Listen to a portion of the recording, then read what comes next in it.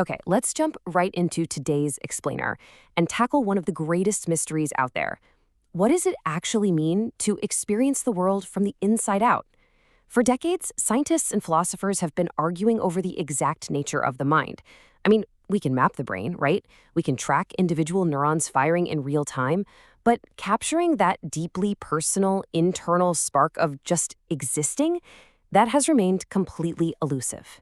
So today, we're unpacking a really fascinating framework by Dr. Abby Doherty that seeks to finally give us a proper vocabulary for that inner spark. To kick things off, we need to challenge our own assumptions by asking a question that is honestly everywhere right now. If a machine perfectly mimics human emotion, say a chatbot tells you it's feeling sad or lonely, is it truly having an internal experience? It's a wildly compelling illusion, for sure. But as we navigate this incredibly complex tech landscape, we really have to ask ourselves, is processing data about sadness actually the same thing as suffering? To get to the bottom of this, we've got to completely shatter a super common assumption. We constantly tangle intelligence and consciousness together, but they are not the same thing.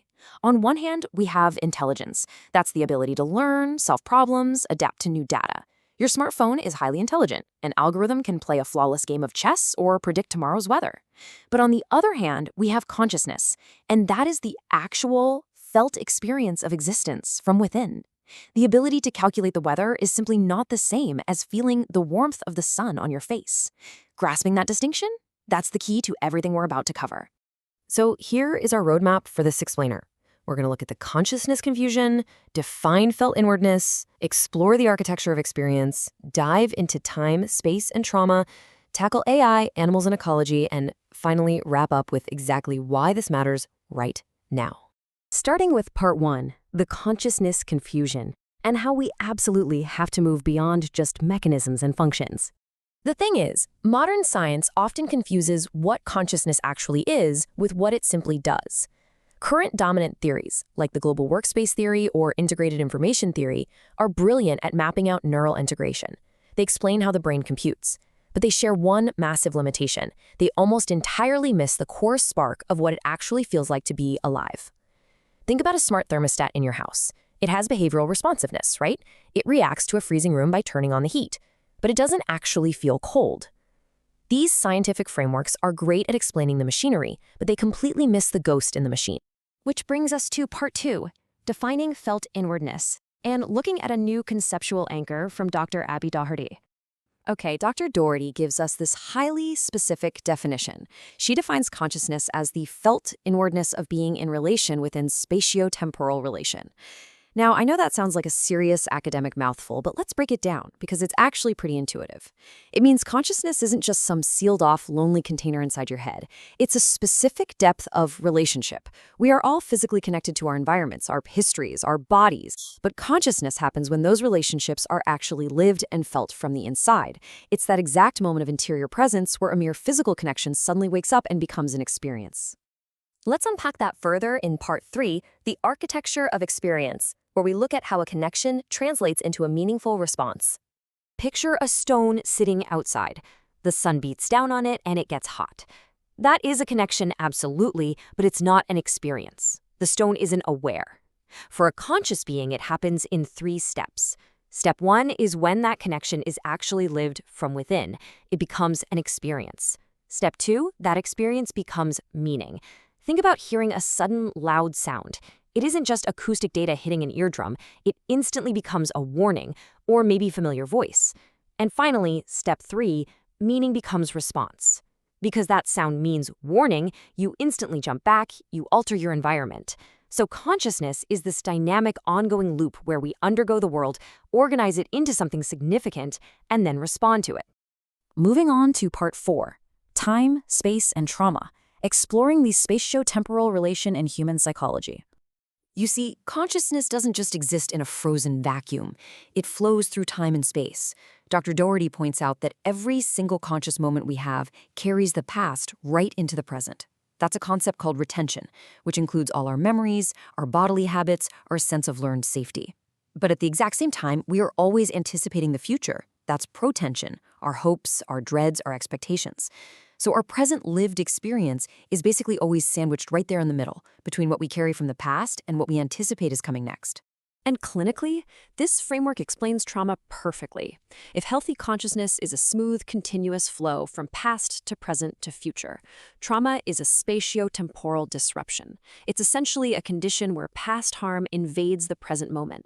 The body responds to a totally safe current situation as if the past danger is literally still happening right now.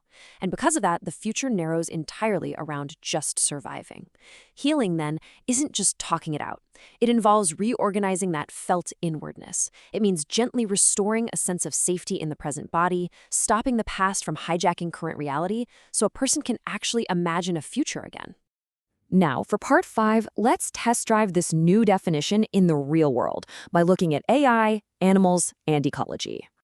If we want to protect the real value of the word consciousness, we have to draw some strict boundaries. For example, a forest ecosystem has massive interconnection, but the forest itself doesn't have a singular subjective mind. We see biological life in a plant, but it metabolizes without necessarily feeling anything. Then we have sentience, which is the capacity to feel pleasure or pain, and that is a huge ethical threshold. And finally, we have symbolic simulation, which brings us right back to artificial intelligence.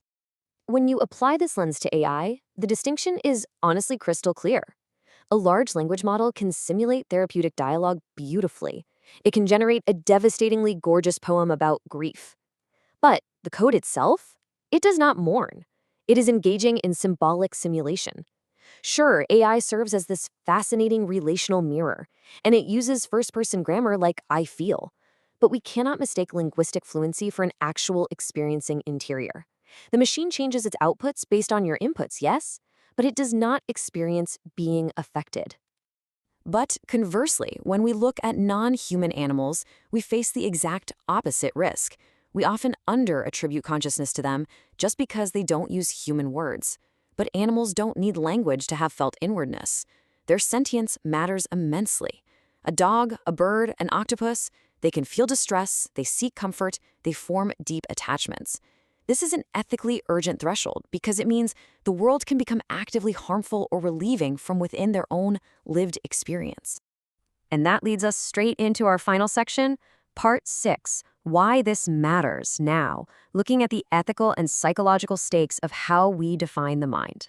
At the end of the day, how we define consciousness dictates who and what we protect. These aren't just abstract philosophical boundaries, they have massive real-world consequences. Clinically, this framework changes how we treat coma patients, anesthesia, and trauma, focusing on restoring the inward experience rather than just fixing physical behaviors. Morally, it shapes animal welfare laws by validating nonverbal suffering. Ecologically, it helps us respect nature as a vital web of relationships without needing to pretend a river has a human brain. And technologically, it grounds us. It prevents us from over-attributing moral rights to AI chatbots just because they are programmed to say, I. To bring it all together, Dr. Doherty distills it perfectly. Consciousness is not merely information processing. It is the felt inwardness of relation as it becomes experience in space-time. It's just a brilliant reminder that we are not biological computers just taking in data. We are situated in bodies, in cultures, and in time, actively transforming the connections of the universe into rich, lived, interior meaning. So I'll leave you with this thought to carry into your week.